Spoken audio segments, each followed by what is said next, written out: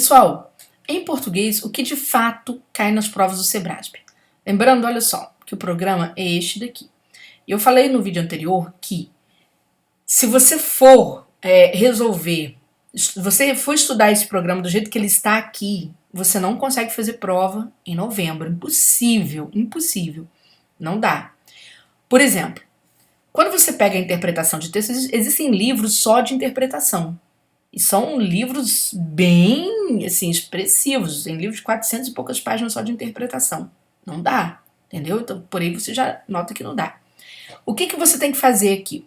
Ora, naturalmente, professores de português mais experientes com a lida, né, com provas, conseguem fazer um filtro muito mais rápido disso. Então, o que eu vou fazer para vocês, né, tendo aí mais de 2 décadas de Sebrasp, é fazer o quê? Mostrar para vocês os assuntos que realmente caem no Sebrasp como caem. Quem é novato vai sentir um pouquinho de dificuldade para tentar entender toda essa questão que eu vou explicar, tá? Mas eu tenho outros vídeos aqui no canal que tem língua portuguesa, tem dicas e tudo, e que você pode estudar por eles, tá? E lembrando que, né, quem fizer inscrição conosco ali até as 14 horas do dia 15, que é o dia do lançamento do edital, estuda de português de graça. Perfeito? Nesse sentido que eu tô falando, tá? De uma forma bem objetiva para conseguir fazer prova agora em novembro. Atenção, pessoal, os assuntos mais cobrados na prova de português e como eles são cobrados. Interpretação de texto é cobrado? É. O que você tem que tomar cuidado em interpretação? Com as questões de perdão, já tá até aqui tipologia, não é?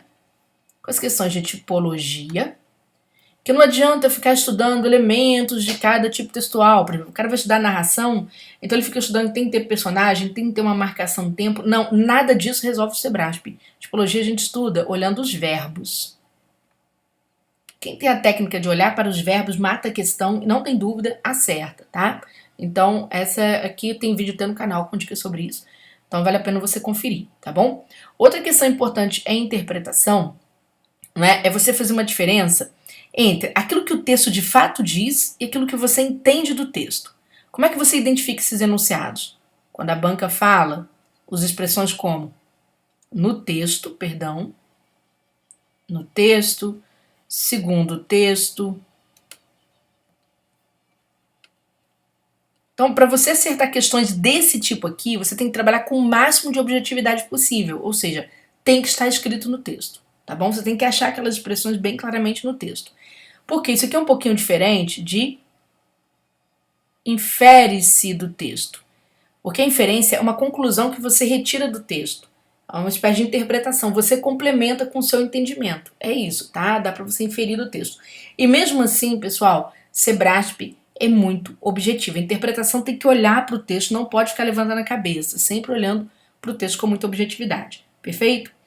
Outra questão que certamente vai cair na prova, essa com certeza, é o objetivo principal do texto. Também conhecido como tese, tá? Toda vez que a banca pergunta por objetivo principal do texto ou tese, você tem que ler muito bem o início e o fim do texto. Júnior, se eu tiver só 2 parágrafos, leia bem as primeiras linhas e leia bem as últimas. Mas isso funciona desta forma, atenção, em textos que são dissertativos, tá? Nas dissertações. Pelo menos um dos textos do CESP é uma dissertação. E se tiver um só, naturalmente ele deve ser uma dissertação, tá bom? Então aprenda a fazer isso. Quando existe uma narração, o que é uma narração? Quando você nota que existem personagens conversando, ou uma história está sendo contada, os verbos estão no passado, isso é narração. Aí a gente olha para o texto como um todo, porque a narração ela tem passagens ali interessantes. E é claro que toda vez que alguém te conta uma história, o que importa é o desfecho. Então o Sebrasp ataca muito o fim do texto nas narrações. Faz bem prova de interpretação do Sebrasp quem principalmente centra os olhos no final do texto, seja qual texto for, tá? Então só uma dica. Em pontuação, a banca gosta bastante de cobrar emprego de vírgula, principalmente. E ela gosta muito de associar vírgula a mudança de sentido. Vírgula e mudança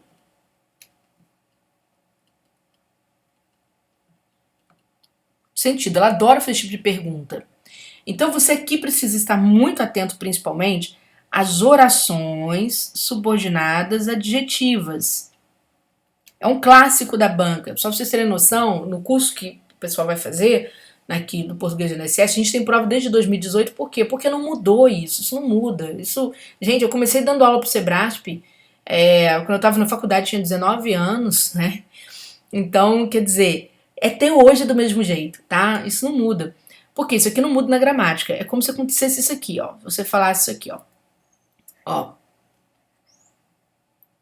As provas que aconteceram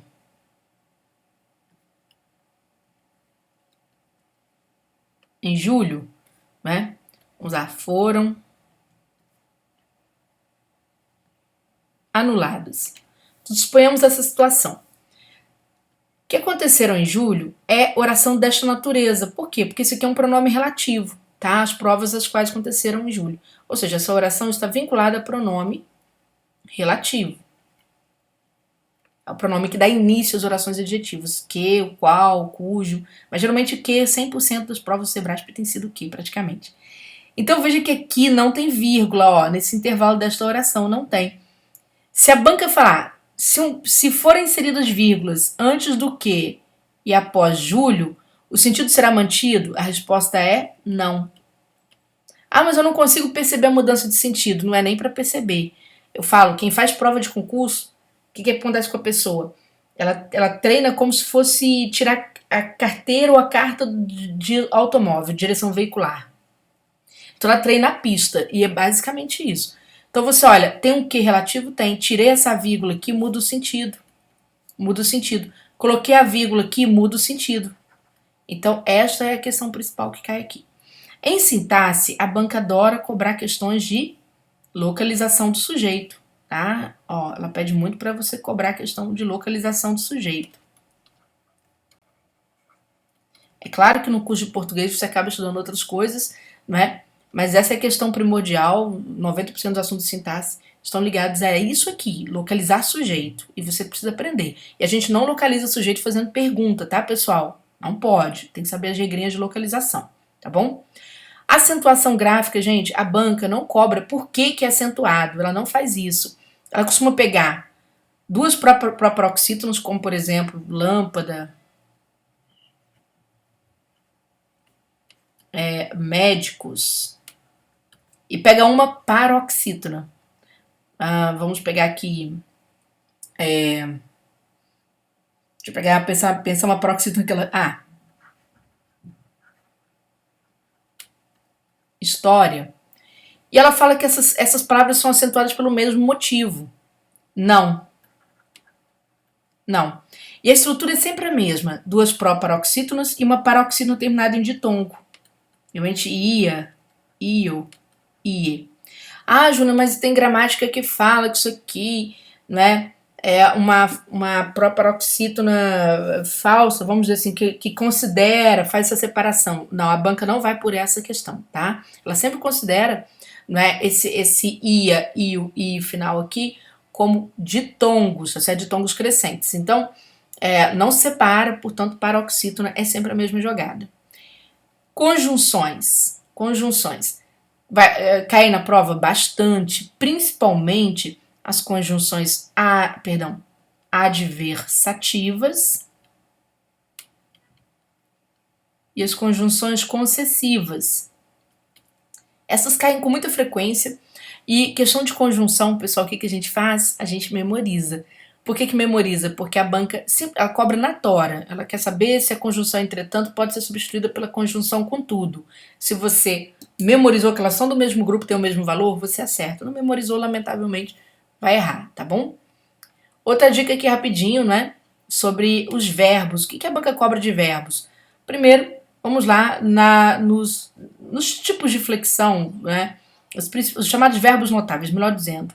Verbos como ter, ver, vir e por, pode estudar principalmente a terceira pessoa, certo?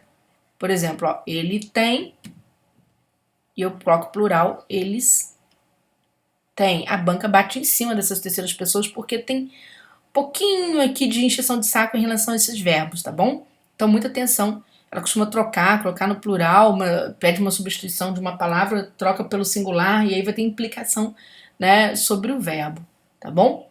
Além disso, pessoal, olha só, a banca gosta de cobrar nos verbos, não é, o futuro do pretérito. É um clássico dela. Futuro do pretérito. Que são aqueles verbos com desinência em iria, ou seja, terminação em iria. Então, você tem lá a expressão havia e a banca pergunta, posso trocar por teria? O sentido é o mesmo? Olha só, às vezes a gramática continua correta. Por quê? Quando você lê, né, quando você lê o trecho, você não nota a diferença de sentido, tá tudo bem. Porém, olha só, cuidado. Às vezes a gramática tá correta. Falei errado, falei besteira. Porque quando você troca, você vê que vai casar bonitinho, tá? A gramática tá boa, a coerência legal, dá pra ler. Porém, o sentido é completamente diferente. Isso aqui é o pretérito imperfeito, isso aqui é o passado, né? É o imperfeito, né? Que nos dará, é um tempo descritivo, né? Nos dá a ideia de um passado que se prolonga, tá? Então é um passado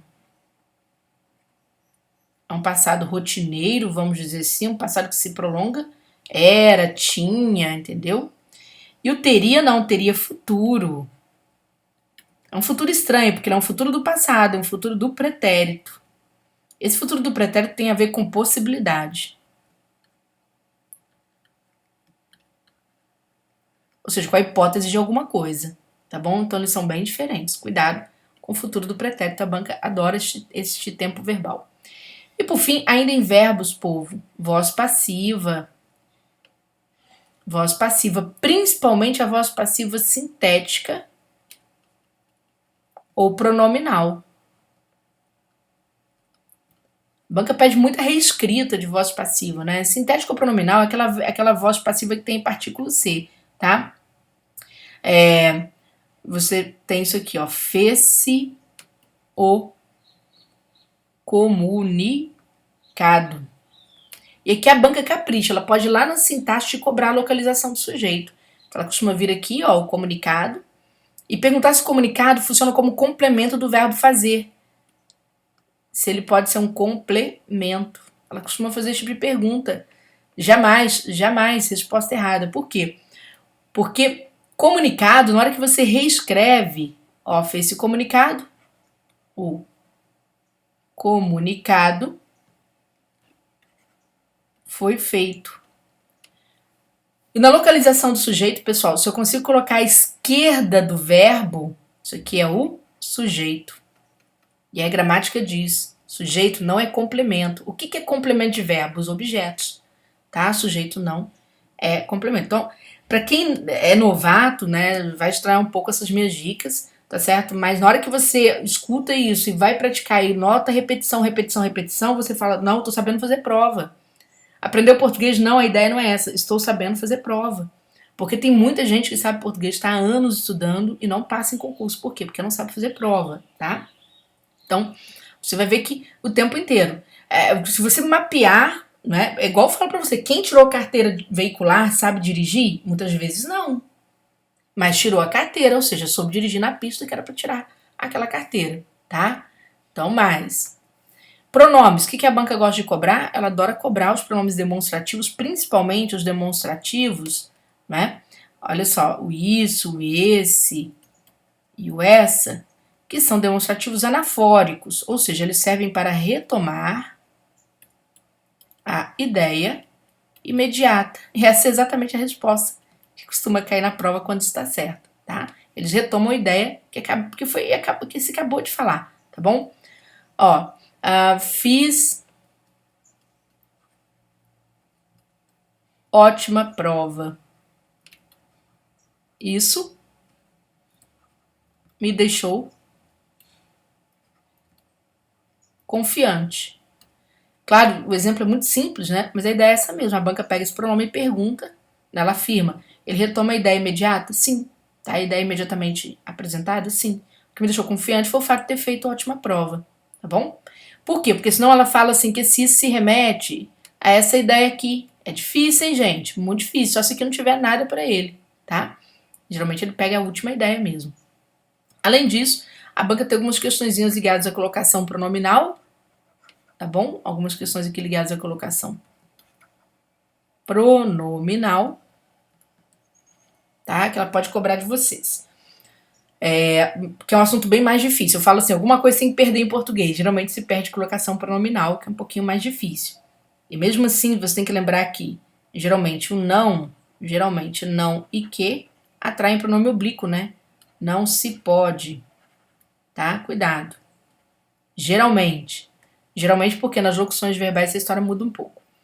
E por fim, eu vou chamar a atenção aqui para a crase, né? Eu recomendo que você memorize os casos em que não ocorre crase, casos em que não ocorre crase, a internet está cheia de questões corretas sobre isso, certo? Casos em que não ocorre crase, e muito cuidado com a crase antes de palavras femininas que estão no plural. Quando a pessoa fala assim, ó, não vou a festas, posso crasear, né? Não. Por que não? Porque falta artigo definido as.